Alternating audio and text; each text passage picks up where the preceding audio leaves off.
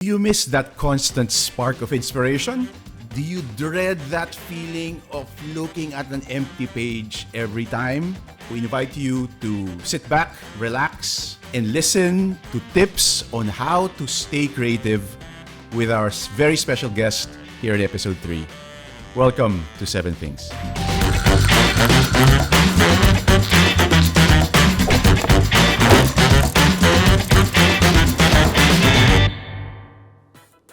Hello everyone and welcome to the show where we talk about 7 points of inspiration, 7 tips, 7 habits, and today we're going to talk about 7 ways to stay creative. And this is very, very relevant, especially now that most of us are still working from home. Others are still in lockdown. And how do you stay creative? How do you let those creative juices flow? No? This episode, we have invited someone which I feel is the best person to discuss this. Let me introduce our guest for episode 3. He is the co-creator of the uber popular TRESE books, now a Netflix series. And what other people do not know, he is also a creative head of a Lego. And in his past life, he was also in creatives in one of the biggest advertising agencies in the Philippines. So ladies and gentlemen, please welcome Budjette Tan. Hello! Hi, Russ. Hey, Budge. So how are you there in Denmark? Doing well, thanks. Thank you for asking. Thank you for inviting me. Excited to be part of this new show. Soon to be on Netflix. Yes. I can't wait. You've been invited to a lot of interviews and you get to talk about the TRESE books and of course the new Netflix series, but we don't really get to talk about the process or even your other lives as well. Being a creative head for Lego and your past life as a executive creative director for an advertising agency, and also being a dad to a toddler, no? Parang it takes a lot of creativity and imagination as well. And I'm glad that we get to have this discussion to talk about the 7 ways for you to stay creative or be creative, especially during this time. So maybe we can start with your tip number 1. You gave me a very hard brief, Russ. and at first I thought I could wing it and just talk about, bahala na, I'll just talk about whatever. Last night, as I was cooking, I thought, I will talk about staying creative in terms of food, because that's what we normally do when I meet up with you guys. It's usually to eat. And that's one of the things that I have discovered or I have learned, a skill that I have learned moving here to Denmark. It's I've become the cook. I've become the cocinero. So I'll talk about creativity in terms of food and then about cooking. So tip number 1 is, it might sound indulgent, but it's eat as much as you can. So in other words, it's consume as much stories as you can. Preferably, through books and comics. One of the things I noticed is that when I hit a dry spell, it's more of like, wala nang laman yung utak ko. So I need to refuel. I need to, watch something new, or sometimes it's even going back to an old favorite, reading a favorite comic book or watching a favorite show, just to spark those ideas all over again. Parang using your cooking analogy, cooking metaphor, parang before you even start cooking, parang you have to go to the market, get the raw ingredients again, be inspired by all of these different flavors, parang ako I do that a lot of times, na parang if you're thinking of a task, drop it first, then get inspiration from other stuff muna. And reading is most definitely a big part of it, parang it's nourishing that brain and nourishing that imagination.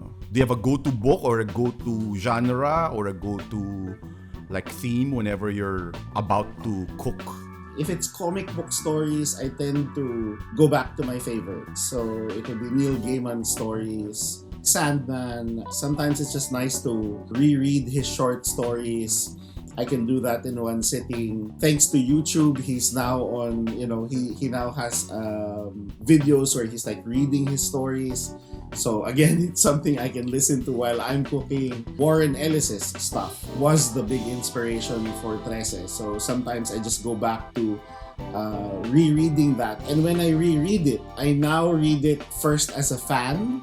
And then when I read it a second time, I read it as a student, kumbaga, trying to figure out why did he structure it this way? Or how was he able to deliver that punchline in just 20 pages? Look at it from a fan point of view, and then you look at it from a more analytical point of view.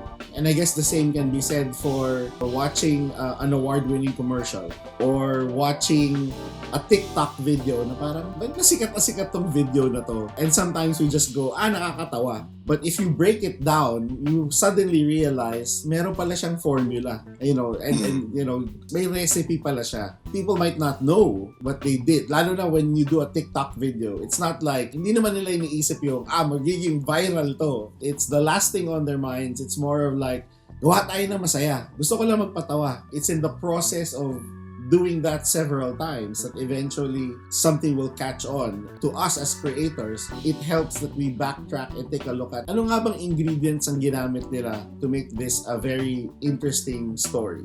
For those creatives, especially the young ones listening in, whenever you sort of get inspiration from other forms, books, movies, parang there's a tendency that you sort of embrace it and be inspired by it, the point that you sort of copy it already.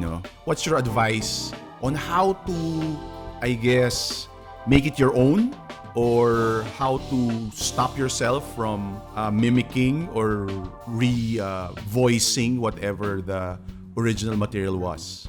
That's a good question, especially in our industry where you have to churn out the work pretty fast. First of all, it's good to be conscious that you're copying something. Second, I think it's get that itch out of the way. One of the interesting tips I read, and I sometimes still follow it, the author said, if you like how a certain author writes, find your favorite paragraph or sentence and then write it down. Take a pen and paper and then write it down yourself. Sabi niya, there's a magical connection that happens when you are writing it with your hand. You're not just typing it up. You're not just cutting and pasting. Iba yung pag-process ng brain when you're writing it down. If it's a 30-second ad or if it's like a great scene in a comic book, I would actually get my notebook and I would copy that page. I would thumbnail it. Kinokopya ko to dahil gusto ko malaman yung formula niya. And if it was a 30-second ad, i-storyboard mo. And when you storyboard it, then you realize, that's why that joke works, because this is how he set it up. Ito na yung ginawa mo na siyang launchpad, and now you can make it your own. Galing, ganda advice. I heard this also from someone, parang commit it to paper, because once you commit it to paper, that's the time when you start fixing it. Otherwise, if it's just in your head, labo-labo siya. Sometimes you don't know which one is your idea and which is the idea from the original source. Tip number 2. Tip number 2 is, the way I wrote it is review old cookbooks. It's not just old cookbooks. It's like, ask your mom, ask your lola, or your, whoever it is in your family that created that formula. And again, in our case, is it like kind of doing it now, or, chatting with each other? In this day and age, it's so easy to reach out to a creator out there. And if they're nice enough, they will, talk to you about it. But yeah, review the old stuff, I guess, is what's important. So know what came before you, whether it's that TikTok challenge that came out last week or it's that award-winning Cannes video that came out 10 years ago. Because that's what will happen, diba? I mean, again, if we're competing on a global stage and you think, ang napakaganda ng idea ko, and someone will tell you, nagawa na yan. Someone already cracked it. And it is connected to like consume as much as you can. Consume something with with purpose, I guess. Aside from going to the cookbooks, it's talk to the chefs, talk to other creatives, and just ask them, paano mo nga ba naisip yun? Just like in our conversation now, it's at that moment when they suddenly think, this is why I thought of it. A lot of it is it comes from the gut most of the time. The whole idea of a cookbook and especially you touched on this, is pinapamana mo di ba? You get it from your lolas, your moms, and everything. It's the same with, I guess, with the industry. There are some things that are handed down to you for safekeeping and keeping it alive. It's like a recipe for anything. But there's also a room for experimentation, di ba? When you get it, di ba? Parang, okay, itong recipe na to galing sa lola ko. But when you start cooking it, depending on your taste and depending on your current situation, there's still that room for experimentation. But at the core of it is that process, I guess, or recipe that's handed down to you. Ganda. Tip number 3. You've kind of touched on it, but Napipreempt ko lahat lagi pala. ang ganda ng mga segue mo, Russ. Well, that would have been the third tip. But let me see if I can make it segue to what I wrote down. So yeah, you are correct in terms of learn from the old, but you need to make it your own. You need to find a way to, give it your own spin. Again, it's the same with superheroes, right? Just because Superman was created doesn't mean that the next guy that says, I have a superhero that wears a cape and flies is suddenly invalidated. Or it's like my favorite comment from client of like, oh, but competitor already has a jingle. Why should we make a jingle? It's like, no one owns that, right? You can still do something different on your own when you put a little bit of yourself in it. Yes, your grandmother and your mother might cook it this way, but because you're now the one in charge, and now because you've decided to put a little bit of this ingredient, or you've decided to cook it a little longer, it can change the flavor of the story completely. It just takes a little change to make that story more unique and make it more your own. Even if it's a story for a client, you are still the storyteller. You need to find a way to make that story interesting for yourself. You need to love the taste of what you are serving, right? Because yes, it gets to a point sometimes when after the 100th revision, ayaw mo na yung lasa nito. Parang it's like, oh, ito na. It's just, di ba? Microwave mo na lang. Ayan! Di ba yan ang gusto mo? Here's the story. Here's the 30-second board. And people will feel that. People will feel that this story was just, done without any heart anymore. Making it your own and putting your heart into the story is an important way to make it unique. So that's, I guess, an important point also, that sometimes we forget that we are the audience also, and we are the first line of defense in a way, or the first critic in anything, no? Ikaw ang magsasabi, this is ready to serve. I can serve this, di ba? It's a Pixar rule, I think, na do not forget that you are also the audience. What's funny for you, what's emotional for you, and do not just think of the audience as a target. You have to please yourself first. No? Number 4. So once you've got your ingredients and once you've started to prepare the dish, sometimes you need to let it marinate. Sometimes the dish isn't working, so you need to just put all of those ingredients together. Handa ka na you're ready to cook, but sometimes you just need to let it sit in the juices. Let your creative juices bubble up with those ingredients in mind. And sometimes letting it marinate means walking away from that project. You cannot marinate something in 2 minutes. You need to give it time. Ideas sometimes takes time to form and let your brain make those connections. You've been at this story for too long, and that's why you can't make connections anymore. You can't make it work. Now is the time you can play, your video game and not play it all day. or read another book. Just anything that will take you away from the current task that you're doing, so that when you come back, essentially you're refreshing or rebooting your head. You can now see the connections with those different ingredients. I think that's a good advice also for writer's block. We've been asked so many times about writer's block. How do you deal with writer's block? And I think that's a very good tip, very good advice. Just leave it first, do something else. Because even if you're doing something else, the problem is still there in your head. The challenge is still there, but you're not thinking about it too much. So when you go back, there's a fresher perspective. But my question, Budge, is how about for those who are running after deadlines? Parang do not have that luxury of letting ideas simmer or letting it marinate? No, parang, but I need it now. I need this. What's your advice for that? Knowing that you have a deadline as they say, is the biggest source of inspiration, right? So if the deadline is in a few hours, I think it still helps to indulge yourself in a very short break. The break is when you let your subconscious take control, right? Alpha state. Yeah, it might be indulge in meditation. That's not a bad idea. Our old boss would love to take a Yossi break, and that was his meditation. The other way is to chat with somebody, I guess, who's not involved. Sometimes I think we just need to talk out loud. Some people love either thinking by themselves or they have a constant, creative partner, but sometimes talking to another person who knows nothing about it and about the project, about the problem you're trying to solve can help open those, unlock those writer's blocks. Number 5. Number 5 is, I guess this is still in the process of gathering ingredients, but to be not afraid to indulge in a certain dish. May mga times kasi, you parang naglilihi ka. For one whole week, gusto mo lang tong chocolate cake na to from this particular cafe. Tapos babalik-balikan mo siya. Like, there was one time I fell into this rabbit hole of looking at Philippine ads from the 1950s. When you find an obsession, when you find this little topic that suddenly grabs you, and parang feeling mo, wala namang kinalaman to sa ginagawa ko, but something in your gut just wants you to, I want to learn more. Let me check out more stuff. Oh, let me get this book about it. So you need to trust your obsessions and indulge in it because it will come in handy one of these days. As storytellers, whether in the advertising industry or creating fiction, we need to create stories which are essentially not our lives.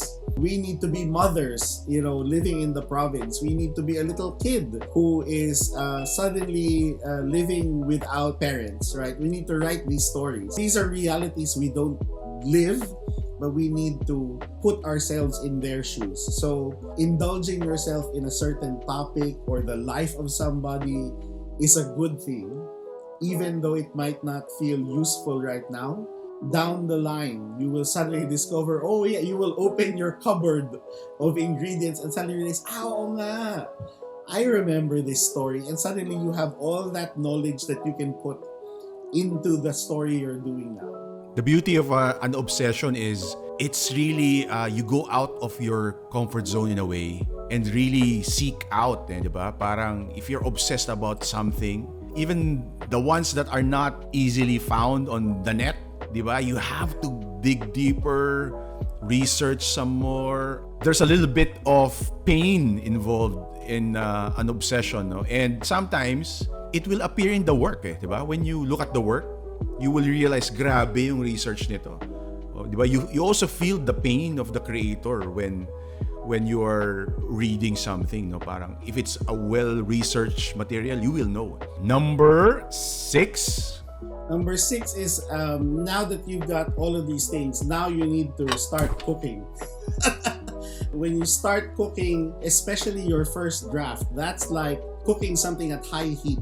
You have to create it fast, and you have to create it while all of these ideas are like bubbling in your head. You're on fire. You now know what to do. It's getting all of your ideas on paper. Writing the first draft is a moment that needs to happen in the literal flash in the pan.